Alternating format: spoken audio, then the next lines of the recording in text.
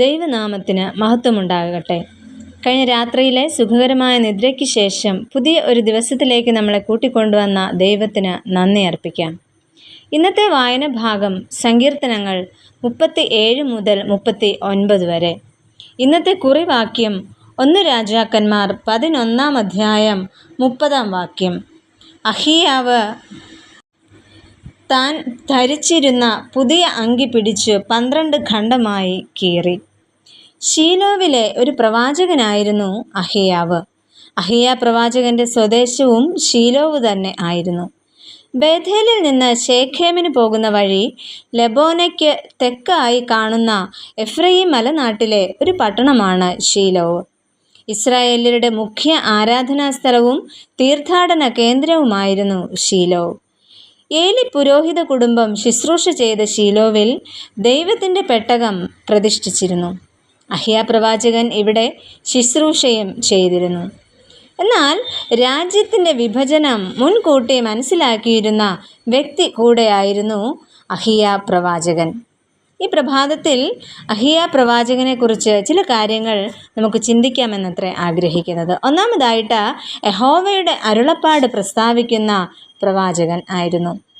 രാജ്യവിഭജനത്തെക്കുറിച്ച് വ്യക്തമായി മനസ്സിലാക്കിയ പ്രവാചകൻ തനിക്ക് ദൈവം നൽകിയ അരുളപ്പാട് അത് യൊരോബെയാമിലേക്ക് എത്തിക്കുകയാണ് ഇവിടെ ചെയ്യുന്നത്. അഹിയ പ്രവാചകൻ ഒരു യാത്രയിലായിരിക്കുമ്പോൾ അവിടെ വെച്ച് യൊരോബെയാമിനെ കണ്ടുമുട്ടുന്നു. എന്നാൽ വഴിയിൽ വെച്ച് തന്നെ അവൻ ഒരു പുതിയ അങ്കി ആയിരുന്നു അഹിയ പ്രവാചകൻ ധരിച്ചിരുന്നത്. എന്നാൽ യൊരോബെയാമിനെ കണ്ട സമയത്ത് രണ്ടുപേരും വയലിൽ തനിച്ച് ആയിരുന്നു. അഹിയാവ് താൻ ധരിച്ചിരുന്ന പുതിയ അങ്കി പിടിച്ച് 12 ഖണ്ഡമായി അവിടെ കീറുകയാണ് ചെയ്യുന്നത്. അത് കഴിഞ്ഞിട്ട് യൊരോബെയാമിനോട് ഇപ്രകാരം പറയുന്നു, ഇതിൽ 10 ഖണ്ഡം നീ എടുത്തുകൊള്ളുക. ഇസ്രായേലിൻ്റെ ദൈവമായ യഹോവ ഇപ്രകാരം അരുളി ചെയ്യുന്നു, ഇതാ ഞാൻ രാജത്വം ശലോമോൻ്റെ കയ്യിൽ നിന്ന് പറിച്ചു കീറി നിനക്ക് നൽകിയിരിക്കുന്നു എന്ന്. അന്യദൈവങ്ങളെ ആരാധിക്കുകയും പ്രതിഷ്ഠിക്കുകയും ചെയ്തതിനാൽ ദൈവിക ചട്ടങ്ങളും വിധികളും പ്രമാണിക്കുകയോ ദൈവിക വഴികളിൽ നടക്കാതിരിക്കുകയും ചെയ്തതിനാൽ രാജത്വം ഇവിടെ കൈമാറ്റപ്പെടുന്നു.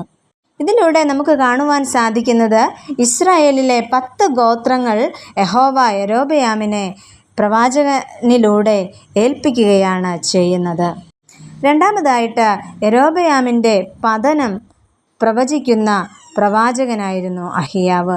വാർദ്ധക്യ നിമിത്തം കണ്ണു മങ്ങിയിരുന്നു. അഹിയ പ്രവാചകനെ കാണുവാൻ യൊരോബെയാമിൻ്റെ ഭാര്യ അന്യ സ്ത്രീയുടെ ഭാവത്തിൽ എത്തുന്നു. എന്നാൽ ആ വ്യക്തി ആരാണെന്ന് യഥാർത്ഥമായി ഗ്രഹിച്ചുകൊണ്ട് യൊരോബെയാമിനോടുള്ള ദൈവത്തിൻ്റെ ആലോചന, അതായത് യൊരോബെയാമിൻ്റെ പതനത്തെ യഥാർത്ഥമായിട്ട് പ്രവാചകൻ ഇവിടെ തുറന്നു കാണിക്കുകയാണ് ചെയ്യുന്നത്. ഇവിടെ യഹോവയായ ദൈവം കൽപ്പിക്കുന്നത്, എൻ്റെ കൽപ്പനകളെ പ്രമാണിക്കാതെ എനിക്ക് പ്രസാദമായുള്ളത് ചെയ്യാതെ പൂർണ്ണ മനസ്സോടെ എന്നെ അനുസരിക്കാതെ ഇരുന്നതിനാൽ നിൻ്റെ കയ്യിൽ നിന്നും ഞാൻ രാജത്വം പിൻവലിക്കുന്നു എന്ന്. പ്രിയമുള്ളവരെ, ദൈവത്തെ കോപിപ്പിക്കേണ്ടതിന് അന്യദേവന്മാരെയും വിഗ്രഹങ്ങളെയും ഒക്കെ ഉണ്ടാക്കി ഇവിടെ ജനങ്ങൾക്ക് ആരാധിക്കുവാനായി കൊടുക്കുന്ന ഒരു യൊരോബെയാമിനെയാണ് നമുക്കിവിടെ കാണുവാനായിട്ട് സാധിക്കുന്നത്. ജീവിതത്തിൽ ദൈവത്തെ മറന്നുകൊണ്ട് അന്യദൈവങ്ങൾക്ക് പ്രഥമ സ്ഥാനം നൽകിയാൽ അത് മരണത്തിന് തുല്യമാകുന്നത് പോലെയാണ് ഇവിടെ നമുക്ക് കാണുവാനായിട്ട് കഴിയുന്നത്. ഇവിടെ ദാവീദിൻ്റെ ഗൃഹത്തിന് നൽകിയതിലും കൂടുതൽ ശിക്ഷയാണ് യൊരോബെയാമിലൂടെ തൻ്റെ ഗൃഹം മുഴുവൻ അനുഭവിക്കേണ്ടി വരുന്നത്. പ്രിയമുള്ളവരെ, നമ്മുടെ ജീവിതത്തിൽ ദൈവകോപത്തിന് കാരണക്കാരാകാതെ ജീവിക്കുവാനായിട്ട് നമുക്ക് ഒരുങ്ങാം. നമുക്ക് പ്രാർത്ഥിക്കാം. പ്രിയ കർത്താവേ, പാപവും ആപത്തും കൂടാതെ ഓരോ ദിനവും ജീവിക്കുവാൻ ഞങ്ങളെ സഹായിക്കണമേ. ആമേൻ.